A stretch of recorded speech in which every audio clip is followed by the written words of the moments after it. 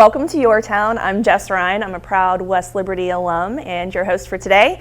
And I have a special guest every week, but especially this week, I'm excited to introduce you to Alex Schneider. She is the Director of Libraries for Brooke County Public Libraries. And we just heard a lot about Brooke County Public Libraries and what they're up to. There's always so much going on. You keep the community very involved. So let's talk a little bit about that, what you guys are up to nowadays. Well, I guess the biggest thing is we're getting ready for summer reading. So I was on the phone before I came in here making sure that my program director and I were on the same page. I had all of the factual information correct.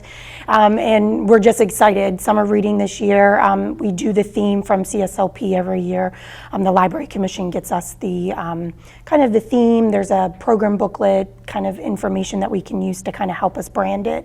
And this year's theme is Oceans of Possibilities. So obviously possibilities are endless.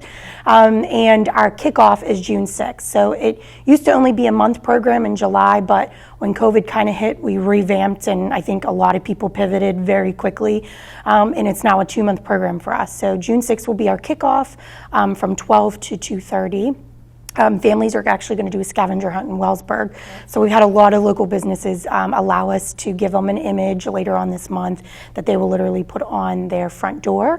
And then our families will come around and say, oh, okay, Main Street Bank has the turtle, and I gave that away because they are going to have the turtle. But there's some businesses that actually want them to come inside to look for the images. And then some of the businesses are just busy during that time frame and they're putting it out front. But we're hoping to actually have this as our kickoff every year. And then that way we're getting our local community involved, and then we're getting them back out walking around, getting a little active. And so summer reading for us kicks off June 6th and it goes until the end of July. Normally the beginning of August is when you have the wrap-up parties. So the younger age ranges have a come-together party. We normally bring in the Ogilvy Zoo, so that we're definitely doing that this year. They bring in kind of the little critters. The one year we had a little baby alligator. I was a little questionable about having an alligator in the library, but it's a safe and fun program for the families. And then we bring the young adults and the adults together for a program. And we normally do something fun, hands-on. We normally feed them dinner. So we're really hoping to kind of get back to our true summer reading bones this year. We're doing our annual worm races as usual. And yes, you race worms down a little racetrack. We are starting something new this year. We're going to do boat races. So you've probably seen them before, but they make their little boats out of articles that we give them, and then they race them down kind of a little waterway. Same thing with the worms. They're going to be using spray guns to kind of move their boats forward. And then we're bringing in Judy Turowski back, a local storyteller. She's going to be doing the story about Mrs. Soville, villain or kind of foe, or was she innocent? So it's kind of really interesting about a jail warden's wife from Pittsburgh back in the 1800s, early 1900s. So we're really trying to gear off a lot of different things for adults, children, and the in-betweens, diamond painting, Jerry Fit.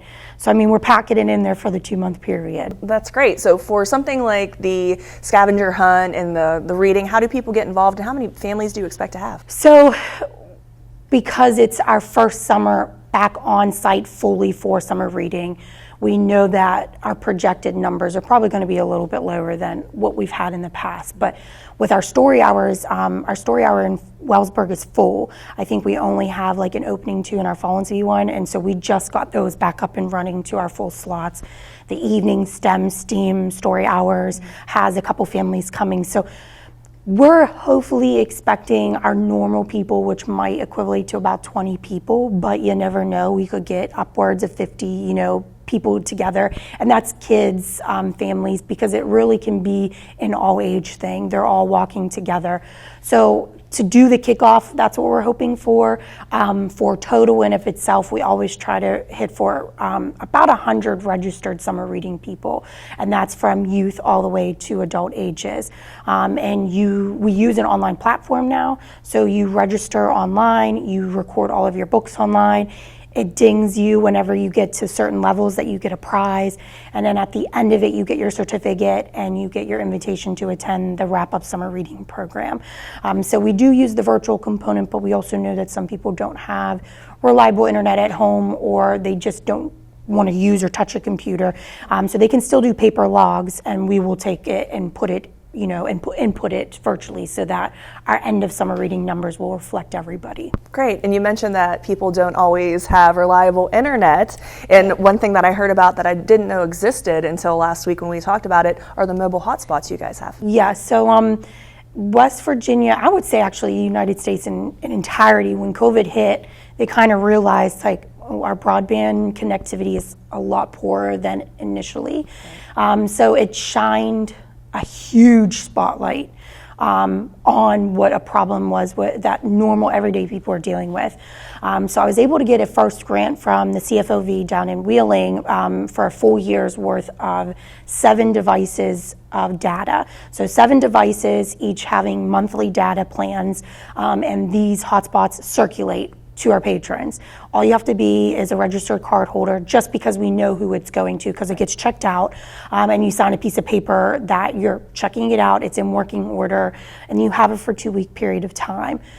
We've got some feedback, and we know that we might be playing around with that, and it might be eventually reverting to a 1-month period of time, but we're trying to at least have it available for the short periods of time so that a couple different families can have access to it that week. So we have people utilizing these hotspots for various reasons. Obviously, education, the biggest thing. When they go remote because it's a really bad day out or something, we've heard of some people, they have internet at home, but because of the platform that the schools use, it has to be remaining connectivity, and it can't drop or work offline. So having something reliable for them is detrimental to their education. But then we've had some people that are working from home. They needed better connectivity. We also have some individuals who just don't have the money for internet at home, and they're utilizing it just to connect to their ebooks, to emails, social media, streaming platform services. So I know some people kind of, oh, well, what are they using it for? Streaming services. But we use our internet at home for streaming services. Why can't another individual be able to connect to the world and watch YouTube videos on how we were discussing how to fix washing machines and things of that nature? So that's what a hotspot is, hopefully, is meeting the needs of certain community members, not just families, but it could be just a single person at their house and they just don't have the budget for it. And get connectivity to the world. And that's really what we need right now, since everything is moving digital. There's apps for everything, so we're hoping we can they always talked about digital divide and it never went away. So we're hoping just to kind of make more bridges for that digital divide. Are those always checked out? Yeah, we had one that broke the charging port, so it was the first time that we had one that had to come out of rotation, but we just got the new one yesterday. It's sitting on my desk ready. I just have to label it, but they are continuously going out, and the same families, as long as there's not a wait list, the same families and individuals can keep checking those, and they just have to bring it back in. We make sure it's still working, because we want to make sure, first and foremost, not like, oh, you broke the device. If it's not working, we want to contact our vendor and say, hey, we need a new device, and get it right back to you. And our vendor did a very quick turnaround. I think I messaged them on Tuesday about the broken device.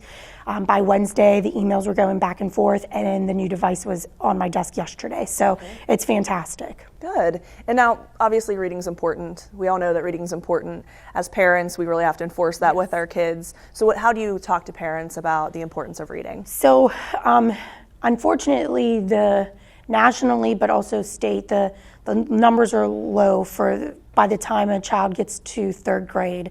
The percentages for proficiency at reading is a little bit dismal.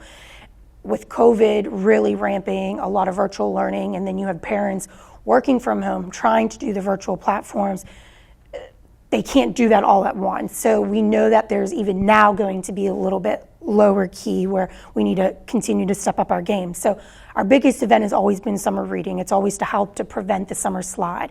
Yes, they get to play with games, but we're reading a story beforehand. We're showing them the importance of books. But even before then, there's 2 programs that we kind of push. 1,000 Books Before Kindergarten. That's our own program that we get children from birth to 5 years old to sign up. And the goal is that you read a book a day. If you read a book a day from birth to 5 years old, you can get the 1,000 books done. Or if you're just somebody like very crazy like I am and my son, he's 1 year old and he's already close to 700 books. It's because I'm constantly reading to him. My in-laws, my parents are reading to him. So by doing that, you're showcasing to them, I'm reading to you. Hopefully he'll eventually be in my lap, pointing and following along, and then eventually reading to me.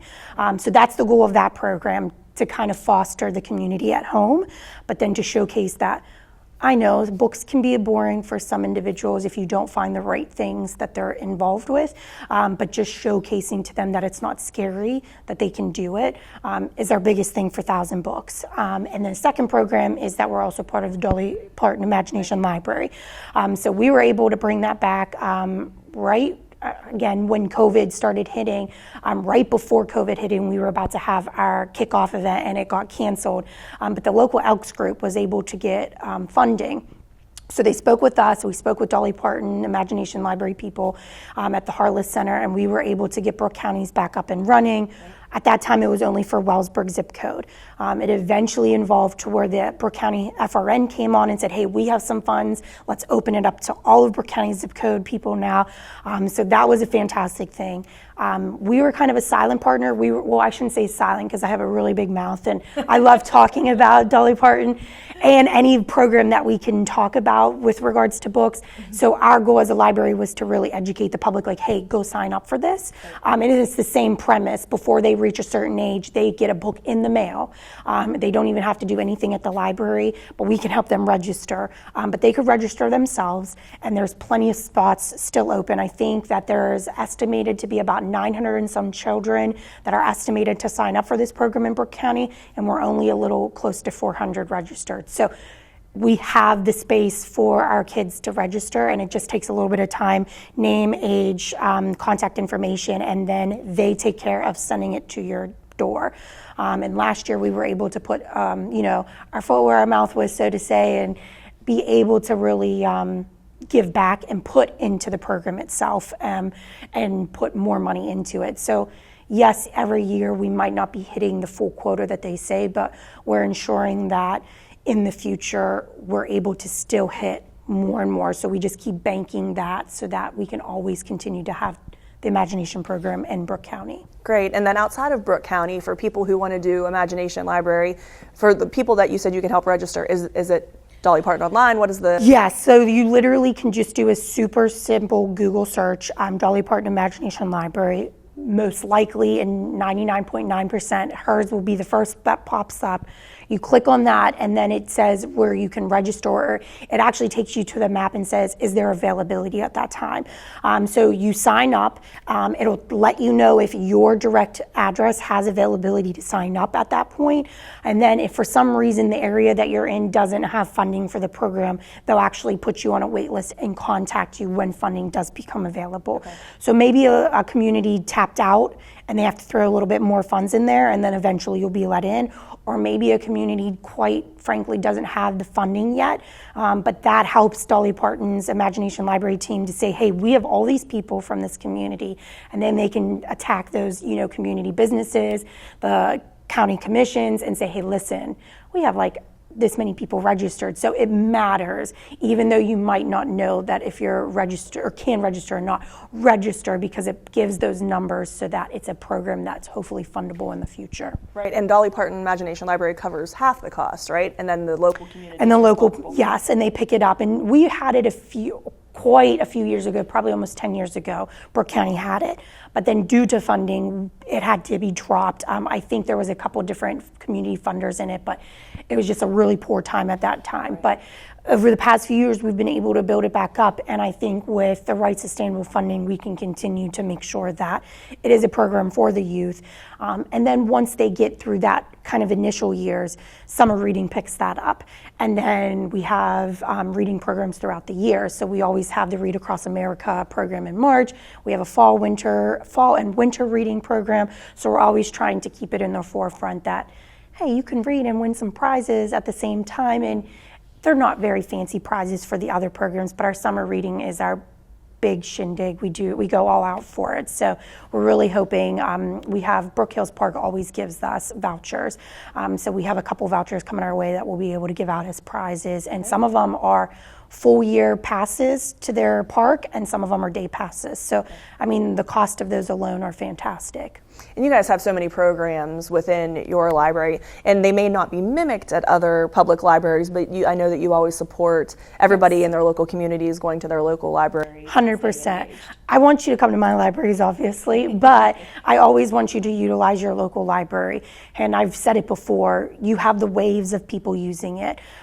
They come back to us when a period of time that they're like, well, I don't have the biggest of funds, or they now have time in their life that they can actually visit the library. And we understand, though, that library hours are not always conducive to people's schedules. So there are e-resources nowadays. So we have our ebooks with Overdrive platform that uses the Libby app. We were able to get our local schools set up with the Sora app, which is Overdrive's school-based app. And if a student in Brooke County downloads the Sora app, they register first with their Brooke County schools, so they use their student ID to register, and then they go back in and they add a second library, the Brooke County Public Library's WV Reads, and it'll add them and connect them to our ebooks, all without even having to have a library card, because if their parents can't get them in to get a library card, they're at least still a Brooke County student that has a student ID, and it will use that to authenticate to say, yes, this person is a user. It's not just like a robot or anything. So that's pretty much what we're trying to do, is have different available for time frames, e-resources, because if you're working nights, you're sleeping during the day, and we might not be important enough to come to it. Sleep's very important. I understand that now.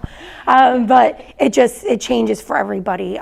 So making sure that they have those connectivities locally. And each library is different. So I know that I try to strive to educate people about that, because then they might say, well, my old library didn't do that, or you guys don't have this. My old library had that. Funding's different across the board, across the whole community levels.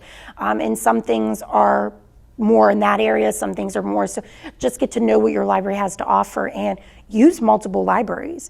I have patrons that jump the river and they go over to the Steubenville libraries. I have patrons that jump the PA borderline and go over to Avella and Washington County Public Library Systems. They go down to the Ohio County Public Library. Use as many libraries, sign up for as many summer reading programs. There's no limit. We don't talk in like a secret thing going, hey, Jess signed up for the Ohio County Public Library summer reading. She can't sign up for Brooke County summer reading. Everybody can sign up. You don't have to be a resident of your communities, mostly, for a lot of programming at many libraries. Good stuff. And Alex has so many more programs than what she even mentioned. We had an entire book, it seems like. Our Bible, our newsletter. Yeah. And how do people sign up for that to know? So you can go onto our new website. I am excited to say that we rolled it out. There's still some weird kinks that a new website kind of has, so if somebody comes across, please let me know. But the new URL is brookcountylibs.org. It has all of our newsletters on there. We have two types of newsletter, and there's actually a thing, if you scroll down on the very front page, it says sign up for our newsletter. It will take you to our newsletter that gets sent once a month from a vendor that we use, and that has our newsletter attached. And then we also have a Wowbrary newsletter that gets sent out weekly, and that one is telling you what's new to the collection. What can you check out? Movies, audiobooks, what's new in the ebooks. And so it really just educates you about the collection itself. And then our monthly newsletter educates you about everything, programs, databases that we have access to. And then we're also obviously on Facebook, Twitter, Pinterest, and Instagram, and they're always all posted on there. So we try to get it in multiple ways because we know people access things in different ways. Right, you break all the barriers. Try to. You want people to have all the availability they possibly can to reach out. Yeah, and we know that to access a lot of that you need data. So you can still stop in the library and pick up a print copy of our newsletter and give us a call one day. We literally will take the time to say, oh, you want me to read this thing to you? All right, these are the programs going on. What are the age ranges of programs that you're looking for? So we can do everything by phone. And we know a lot more people have access to just dialing in phone and, time frame of that. So we would be happy to help with that as well. Leave a message for some reason. If you call during a time that is your work time but we're closed, leave that message and somebody will get back to you and leave a message with the information on it. And we can always email at periods of time and figure out some way to get the info to you. Awesome. Well, thank you so much for sharing you all for this having information with folks. If you have any information that you need from your local library, you can reach out to them. If you're in Brooke County, make sure to stop by one of the libraries and find out about all the amazing programs that are happening there. We didn't get into cooking and movies. There's so much more. So definitely take a peek and get involved, get your kids involved, sign them up for Imagination Library, your grandkids, and let's get this new population of little kids reading, right? Yes. All right, thanks so much, Alex. Thank you. We will be right back with a lovely, lovely woman who has a very big passion for helping babies and their families. We'll be right back.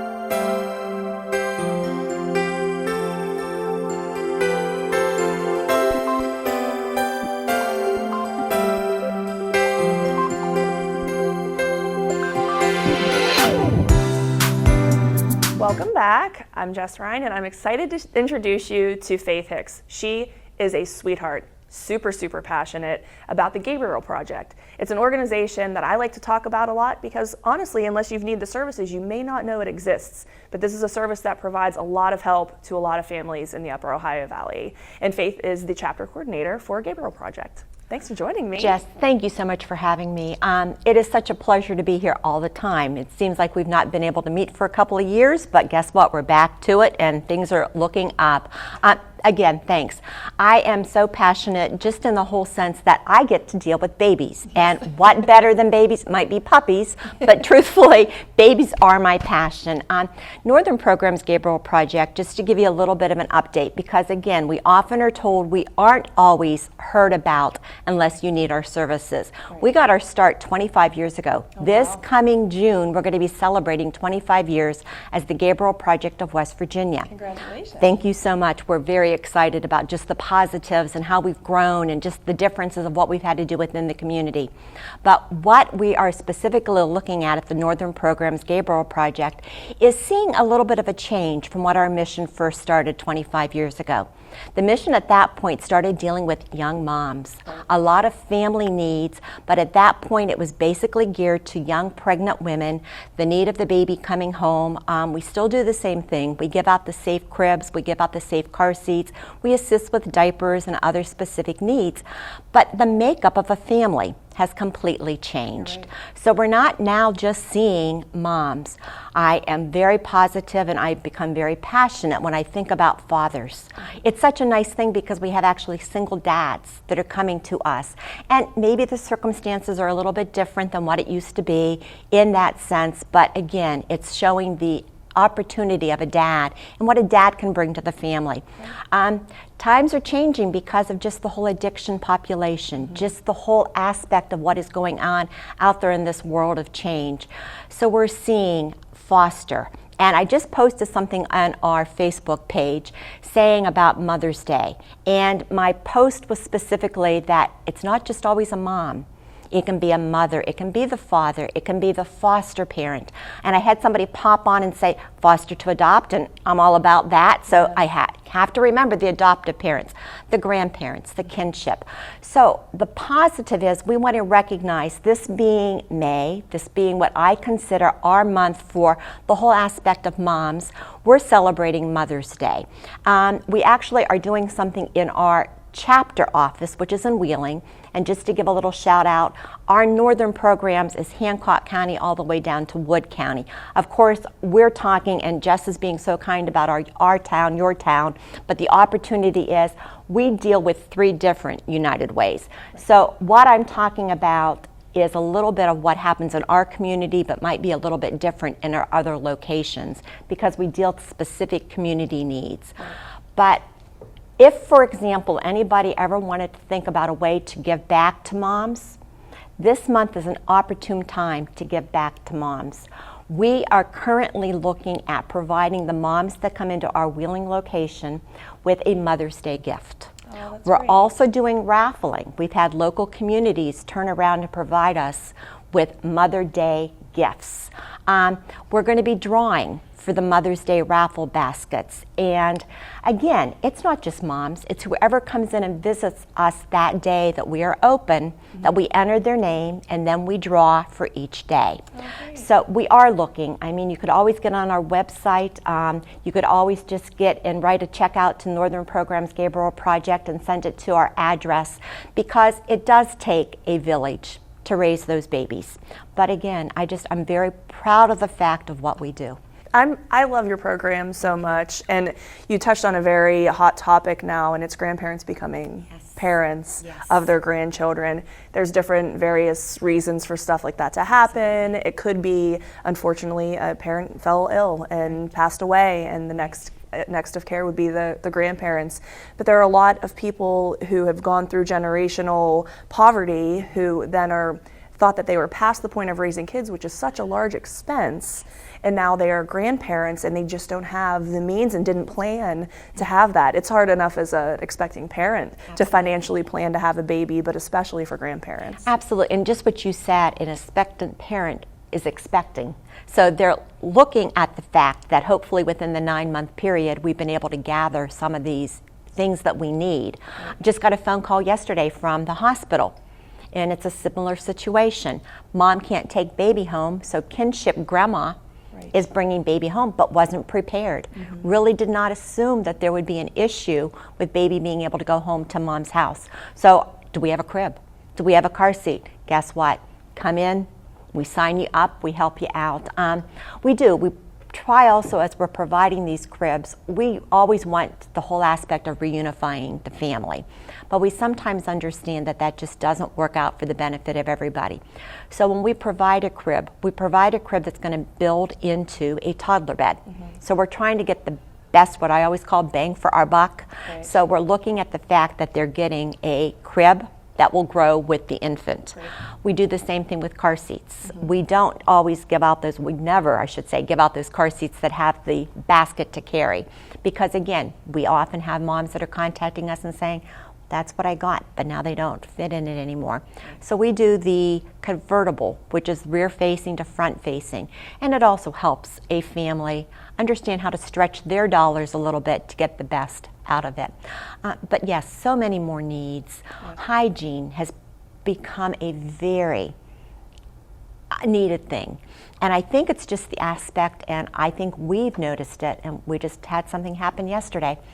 Similac recall put a big bump in us. We are not there to provide formula to everybody, but we're there to supplement the WIC dollars.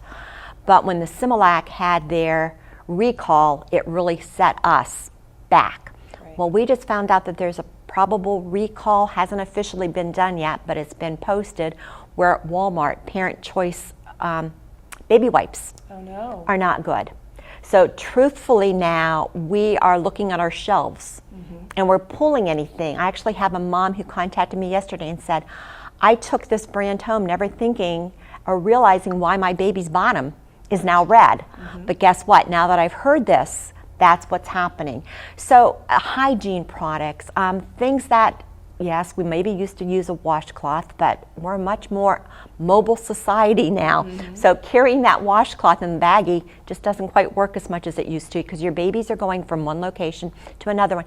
So any dollars that always come in, or even any type of tangible donation, helps us to be able to provide everything to all the babies. I always say God's littlest ones out there need our help, and that's exactly what I feel. Are you able to take diaper packages that are already opened? For example, I don't know that there's a parent who hasn't opened a brand new pack of diapers to put them on their baby who, they literally grow at night, folks, grows overnight, and you try to put the diaper on and it no longer fits. Obviously, that one could not be donated, but the rest of the pack, that's something that I had in my closet from child to child to child, this extra sizes, so they can bring them. Absolutely. What we do, again, we try to, our cribs and our car seats full-size cribs, I should say, and portable cribs, and the car seats are our big items. But the smaller items, we try to do it just to supplement, to help them get through. So we don't give a whole box of diapers out every time they come. We bag up the diapers, and we give so many. So an unopened box is great, but an open package, yes, we can definitely go ahead, put them in the bag. We do double check to be sure that we've got the same brand. Just like I made mention about certain baby wipes, brands will also break babies out for diapers. So we ask the parent, is there an allergy to a certain brand? We have exactly what you're talking about, where I think they're between a size 3 or a size 4. Well, guess what? We'll give you so many size 3 and we'll give you so many size 4 because one day it might fit a little bit better than the other day, and they do grow overnight. We don't know how that happens, but something goes on. And you also have a little bit of a clothes closet, and I love that you have clients that come in and they receive some items. Some of them are brand new donated, some of them are purchased, and then they will recycle and bring them back in, and there's kind of a clothes closet for kids transitioning to different sizes. Absolutely. We've always tried to pay it forward philosophy, and that pay it forward philosophy is basically in the sense of what you were just talking about, Jess. As the baby outgrows, bring it back to us, and then walk back out with some additional clothing for the bigger size. The nice thing about that is, though, too, we also have a lot of organizations that donate. They find out what our needs are. I'm thinking probably about 3 or 4 years, and I have to apologize. COVID's kind of got me figuring when is the time.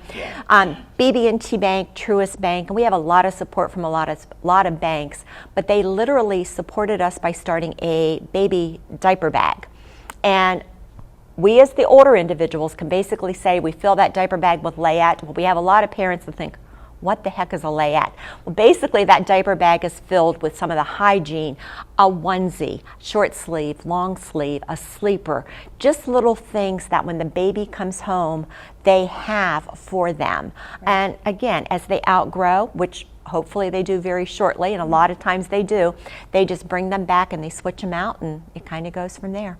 Which is awesome. So financially, obviously, it's helpful for all nonprofits to have that type of income, because that's when, if something happens and you need X, you're able to do that from the donations that come in the community. So very important to give back to your own community and people who need it, especially people who are taking over for raising babies, that they may be theirs, but they may not be theirs. And this population, unfortunately, in West Virginia, the numbers are very high of women who are on a substance when they go into labor, and sometimes they are not able to take those babies home. And there may be some special needs from babies as they a form of detoxing, probably not the right word for a baby, but a form of that. There are some special needs. How is Gabriel Project able to address some of those type of needs? Well, in that whole capacity of the babies that have been born addicted, we have had contact with UPMC. We've also contacted Ruby, just in the sense of babies that have been delivered because of knowing that the mom had been using at the time. So we have specific needs and a specific need list that goes into that diaper bag. They probably need a specific type of a bottle. Dr. Brown appear to be the ones that we are seeing as most needed. A swaddle blanket is not just normally a swaddle blanket as we know. They have to be the muslin swaddle blankets. We're looking at many of these babies, and COVID had something to do with this too. Babies most often would not come home from the hospital until they were about 5 pounds. But with COVID and people trying to get the babies out of the hospital so that they didn't get anything, we were having babies come home at 4 pounds. So we needed to be sure that they had the small enough premature car seat, that type of thing. So there's just that whole specific added need. Like I said, we've had some wonderful foster parents who have taken on to adopt that helped educate me about the need at UPMC, where they made 2 or 3 different trips every week to go up and see this baby they were going to be fostering. And since that time, now have 4 and have adopted all 4. So positives on that end. Same situation with Wheeling Hospital, a relationship with them, pick up my phone.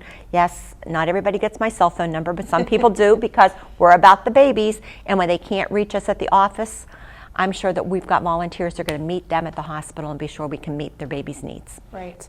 So if anybody wants to get involved, if they want to donate, one thing that you mentioned before I go to that part, when we were having our meetings for the United Way agencies during COVID, one thing that didn't occur to me when I was hearing about, unfortunately, weddings getting canceled, rescheduled, things like that, were that pregnant women weren't able to have baby showers that they would have had otherwise. Did you see any type of need there? We did. We often would ask a mom, and we try to sign up the pregnant mom as early as possible and give them that opportunity to realize, oh, let's look at what the need's going to be. And we do have a minimal cost for a brand new crib and a car seat, because we also believe that some ownership is a positive thing for the family. But during the time that we couldn't get together as families and we couldn't have those celebrations, there were a lot of people that were coming to us and saying, well, not only just the fact that they weren't able to have that, I can't find a crib. I can't find a car seat. That shipping proved a problem. It really did. So we had parents. Fortunately, I had a wonderful source that were holding on to cribs for me at that time. I'm still always having extra cribs put back just for that reason. If something is out of stock, we're there to help out. And you can't take donations of cribs and car seats. No, Those have to be brand new. Right. But if somebody does want to donate different types of items, or it maybe do a little, baby shower to donate to Gabriel Project, how would they get in touch with you? Basically, just call the number 304-639-5039. I'm not always the one answering. I have wonderful volunteers, and they will return a call to you. You can also get on our Facebook page, Northern Programs Gabriel Project, or even check out the website. We are at St. James Lutheran Church. We are asking people to please contact us before they drop off a donation. We are respecting the pastor's wishes at this point that we're still taking appointments. Just again, older populations in many churches, and we don't want individuals to jeopardize anybody's health if they even have a cold that they might realize later on might have a little bit of a start of COVID or something. But we're always welcome to any kind of donation, and we just appreciate community support. Great, and spread the word. If you know somebody that is pregnant and are in is there a category of financial help that they need? No. If they need something, Absolutely. you guys are going to help. Absolutely. We're there. We have individuals, like I said, that come, and we don't turn individuals away. We have individuals that will come to us. We had a phone call yesterday, and the ironic thing was that the woman had gotten a car seat for her infant, and she needed a car seat for her older child because the car seat had been basically out-aged, if that makes sense. But car seats wear out, guys. Truthfully, they have expiration dates. And she kept saying, but am I allowed to do that? And I'm like, by all means, you're allowed to do that. We're not here just for the baby. We're here for the child as they grow. We're all about safety. So definitely. Great. And if somebody wants to come in to see what you have to offer, and they want to kind of do a little consultation of, I'm pregnant and this is what my needs are going to be, or maybe they might not know what their needs are going to be, is that appointment based as well? Currently we are. I suggest everybody get on our Facebook page. We actually can set appointments up on our Facebook page. At the same point, call that number. I do look and I do anticipate that the doors will be opening again, but for us to be sure that you've actually got a chance and a time commitment for us to explain all of our services, it's better that we do have an appointment. And one last thing. Yes. So if somebody comes in and they are financially in a tough spot, how do you work with the rest of the community? Because I know that you're a great collaboration. How do you work with the rest of the community to help them with other issues as well? It's interesting that you were just talking about that just now. I sat down with our volunteers yesterday, and we work very closely with a lot of the other nonprofits in the community. But we kind of see, and it's nothing against any specific organizations or anything along those lines, we kind of see a little bit of a gap sometimes on what's happening with the infant care and the baby care. And it's the fact that we aren't about duplicating services. We're about looking at what each entity has that will supplement what we've got. So for example, if somebody comes to us and they say, tough spot, you've helped me with the formula, you've helped me with this, you've helped me with that, but economically I'm running into a little bit of an issue. We can contact 211 line to start with, information referral, refer them to specific churches, find that type of thing out. The same point, if they're coming to us and they need clothing for their older children, we refer them to another entity that would be able to help. I'm all about networking, and that I think is probably the strongest thing that I think our community does. And United Way does a wonderful job of pulling it all together. So Jess, I have to thank you for that too. But that's what we're about. I've said it how many times, it takes us, all of us, to really raise and to keep our world in the right place it needs to be. It really does. And if there's a need in one of the nonprofits for a specific service they had, chances are there's needs elsewhere. And so if you have somebody that needs help and they're pregnant and they maybe are low on finances, that's a great place to start, because Faith will bring them in, talk to them about the crib, the car seats, the diaper sizes, the hygiene, all of that. But also that conversation is going to go a little bit further to why they're in that spot and who else they can partner with in the community that can help pull them out of that. So sometimes it's a fresh start for some folks when they have a baby, they're starting a new life, and it's a good opportunity for them to get it all together and maybe start a healthy budget. I agree, and I thank you for that. And it's funny, as you're saying this, and I'm looking at myself and thinking, person that is the younger people that are up here talking, I compliment the fact that as I age out, we're turning it over to young people to keep this whole mission going. So Jess, again, that's what I think it's all about. I look at the fact that, yeah, there will be a time when I say more time spent with grandbabies, but the bottom line of it is we've got this world in good hands because of young people. Thanks. Well, thank you. And if we didn't have great examples to live through, then we would be in a tough spot ourselves. So there are so many directors in this community that give 100%. They're all into their mission and into helping the community. And I always say it takes a village, and you've mentioned that several times. I have 3 kids of my own. It absolutely takes a village, but we appreciate all of the work that nonprofit directors have done to start some of these programs that didn't exist when my parents had me, for example. So thanks for everything that you've done and for your passion and excitement for the community. It's a wonderful thing. Thanks again. Very much appreciate it. Sure. Thanks, Faith. Thank you so much for watching Your Town. I hope you learned a little bit more about a couple of organizations in our area and how to get more involved with your community, and that there is help available. So please reach out anytime to any of the organizations in the Upper Ohio Valley to make sure that you can get yourself the help that you need, or to get members of your family and of our community the help that they need. Thanks so much.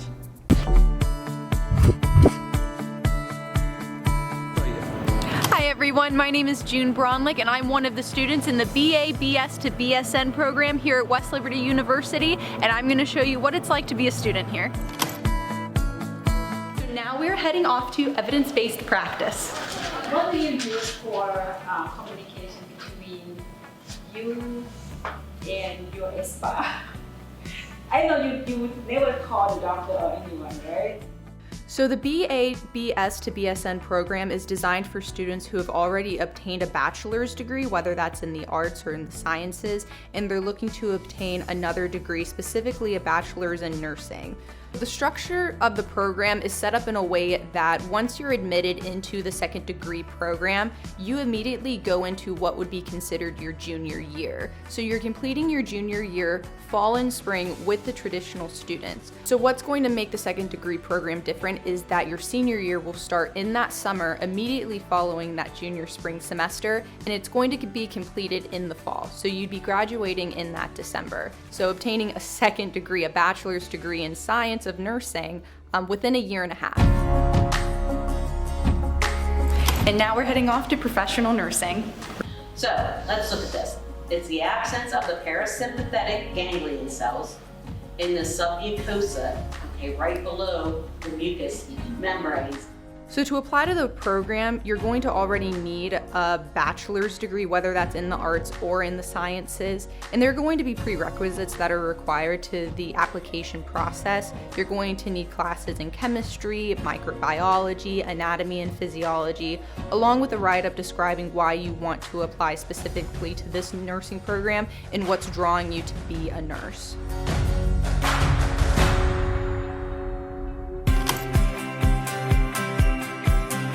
And today is my clinical day at WVU Medicine Wheeling Hospital. Clinical is set up in a way that you're going to go into the hospital on a weekly basis, and it's going to coincide with the rotation that you're doing and what you're learning in class, so then you're getting that hands-on experience. We do 4-week rotations in medical surgical, in labor and delivery, in psych, in pediatrics. So not only are we able to get that application that we're learning in class, we are also getting the experience of a variety of different units and different areas of nursing. So I always knew that I wanted to do something in the clinical setting. My first degree was in microbiology, and at that time when I was obtaining that degree, I didn't necessarily know what field that I wanted to go into. And I will say that COVID did play a huge role in my decision because we saw a lot of these healthcare workers step up and put themselves out there and just ran into this pandemic head on. And I found that to be so altruistic. And I wanted to be part of that in the future to help those who couldn't necessarily help themselves in those moments. So I'm really happy that I decided to pursue nursing. And not only that, I'm unbelievably blessed that West Liberty offered a specific program like this. Thank you for checking out the program with me. For more information, see our website.